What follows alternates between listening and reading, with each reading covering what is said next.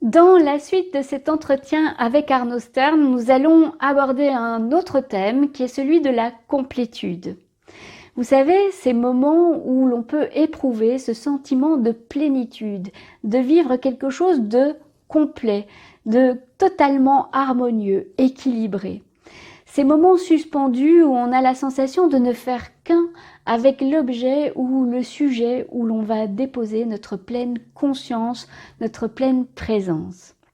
Je suis sûre que vous avez en mémoire de pareils souvenirs de bien-être qui sont rares et précieux et qui ont touché à l'essentiel de l'existence.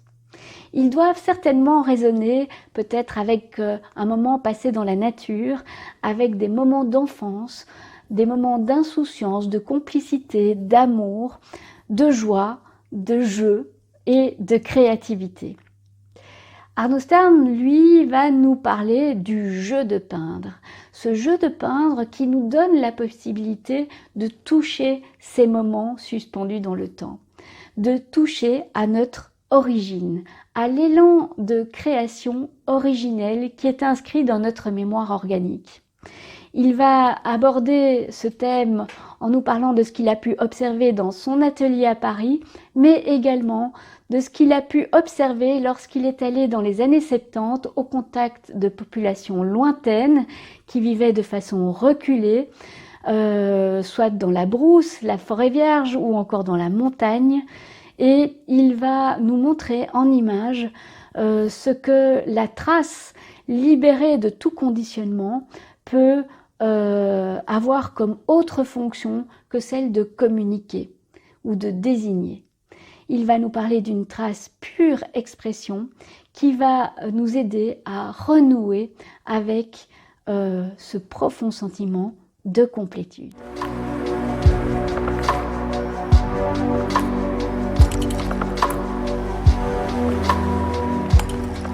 Comprenant donc que c'est une émission qui a juste lieu d'être une émission et qui n'a pas besoin d'être réceptionnée, vous vous êtes rendu compte aussi, je pense au début, si je ne m'abuse, peut-être de manière intuitive, sans pouvoir vraiment le prouver, qu'il s'agissait en fait de quelque chose donc d'intérieur, qui en fait avait un élan vers l'extérieur et pas l'inverse. Donc il ne s'agissait pas en fait d'un élan de l'extérieur qu'on allait s'accaparer, observer pour ensuite le projeter sur la feuille. Donc vous avez bien perçu que c'est en fait l'inverse qui se passe. Et ce que j'aimerais que vous éclairiez, c'est justement l'étape où vous avez entamé des voyages à travers le monde au sein justement de populations non scolarisées. Et donc, qui a pu peut-être vérifier ça, vérifier qu'il s'agissait bien donc d'une manifestation qui vient de l'intérieur, qui est inscrite profondément dans chaque être humain, et donc qui est universelle. Est-ce que vous pouvez expliquer ce que ces bien voyages ont sûr. apporté? Oui, bien sûr. Alors, il faut commencer par dire que ça s'appelle la formulation et que la formulation est un code universel. Et elle est le même chez tous les êtres humains. Et quelle en est l'origine? Alors, l'origine, je vais vous en parler. Alors, j'ai l'habitude, quand on me rend visite et qu'on vient m'interroger, de poser la question à mes visiteurs. Je leur dis, vous vous souvenez de votre enfance? Oui.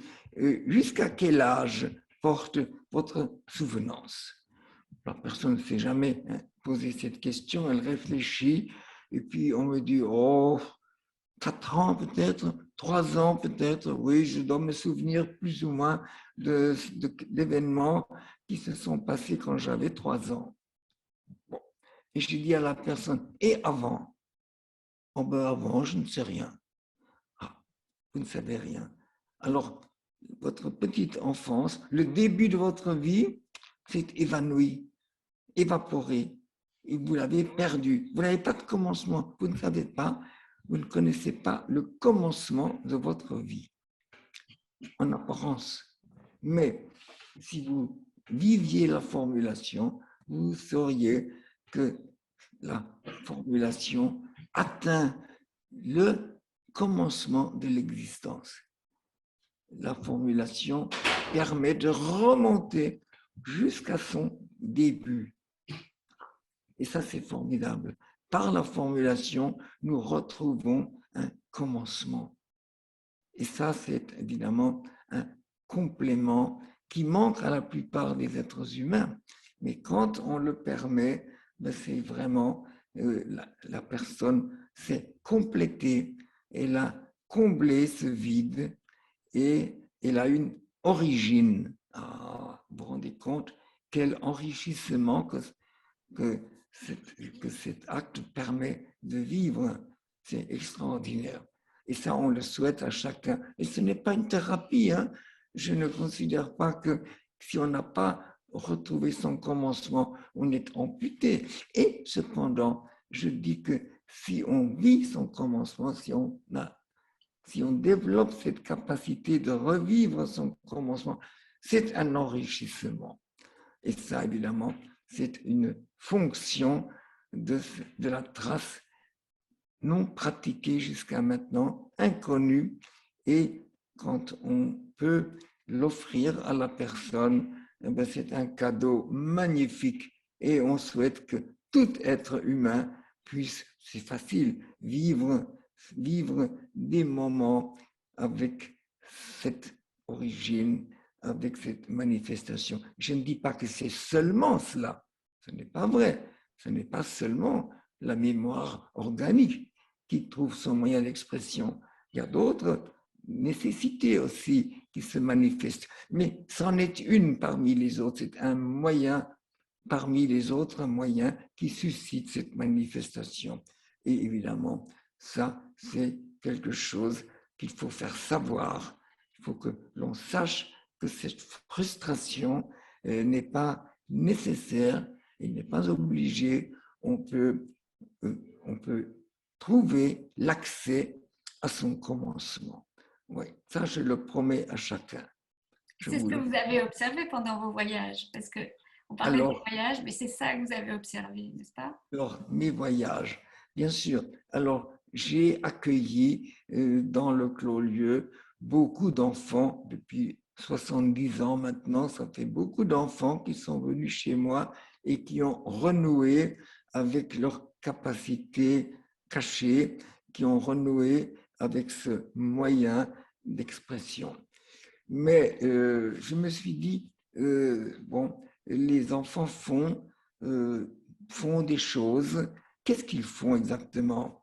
Et si je demande, c'est aussi une question que je pose souvent à des visiteurs, si je demande aux gens, vous avez vu des enfants dessiner, qu'est-ce qu'ils dessinent?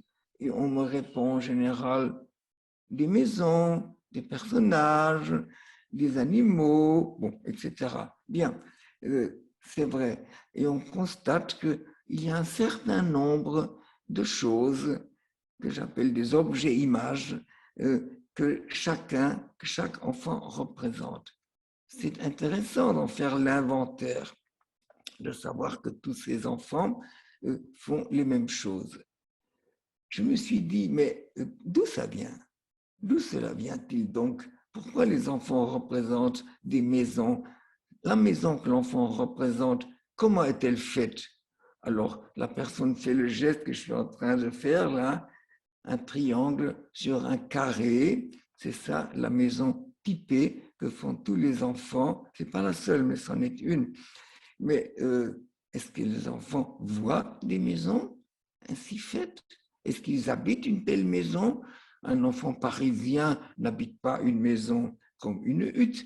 Ce n'est pas comme ça. Et pourtant, tous les enfants font cette maison ainsi. Ça, j'ai beaucoup réfléchi là-dessus. Pourquoi c'est comme ça? C'est parce que l'enfant ne part pas d'un objet qu'il reproduit. C'est autre chose qui lui dicte, bien sûr, qui lui dicte cet objet image. Bien. Et puis je me suis dit, mais les enfants que j'ai fait peindre, les nombreux enfants qui ont joué dans le Clos-Lieu, ont fait cette maison. Est-ce qu'un enfant nomade qui est entouré d'autres choses et qui vit différemment, est-ce qu'il ferait une maison comme celle-là ou d'autres maisons qui seraient typiques de son mode de vie ou de son environnement? Personne ne le savait, personne ne s'était posé la question. Il a fallu aller chez des nomades. Je suis allé chez des nomades, je suis allé chez les habitants de la haute montagne. Je voulais des populations dont le mode de vie est différent d'une autre, pour savoir s'il y a des différences qui sont caractéristiques de ce mode de vie. Non, ils ne sont pas caractéristiques. Non, c'est autre chose. La mémoire organique, c'est autre chose que le regard sur les choses et la restitution de ce qu'on a enregistré. Tout cela était à examiner, tout cela était à démontrer. C'est ce que j'ai fait, bien sûr, et ça, c'est mon œuvre. Un jour, j'ai été accueilli par un journal, par le rédacteur d'une revue, et puis il m'a dit, bon, je vous connais de nom, mais je ne sais pas du tout ce que vous faites. Est-ce que vous êtes, qu'est-ce que vous êtes, médecin ou vous avez fait des études de sciences, etc. Vous êtes un chercheur? Je dis non, je ne suis pas un chercheur, je suis un trouveur. C'était comme un jeu de lui dire ça, mais c'était tout à fait sincère et c'était la réalité. Je ne cherchais rien, les choses venaient à ma rencontre. Je n'avais qu'à les accueillir. Et puis, bien sûr, comme elles se produisaient quotidiennement et comme elles étaient innombrables, donc c'était des manifestations qui se répétaient, eh bien oui, j'en ai fait une science et c'est la sémiologie de l'expression, un domaine scientifique qui se développe et qui, bien sûr, englobe d'autres domaines parce qu'il y a des proximités, parce qu'il y a des comparaisons à faire, bien sûr, avec d'autres domaines. Et tout cela, bien sûr, est un travail scientifique qui, naturellement, doit se développer en collaboration avec d'autres chercheurs. Alors, j'emploie le mot parce que c'est comme ça qu'ils se définissent, avec d'autres personnes qui font des rencontres.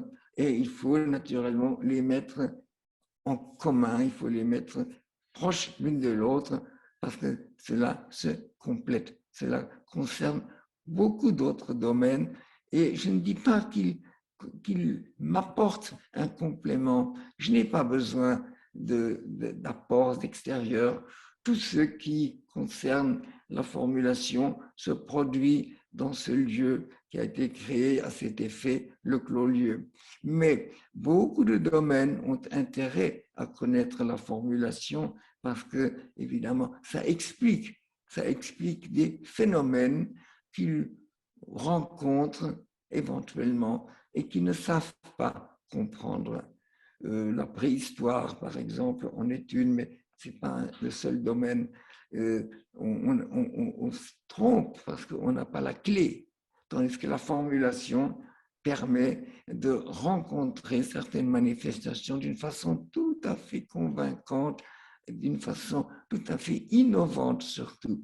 Voilà aussi un travail, bien sûr, qui m'occupe, aussi une tâche qui m'incombe, et évidemment, il y en a d'autres, et c'est passionnant. Enfin, c'est une vie pleine de découvertes, bien sûr, pleine de rencontres.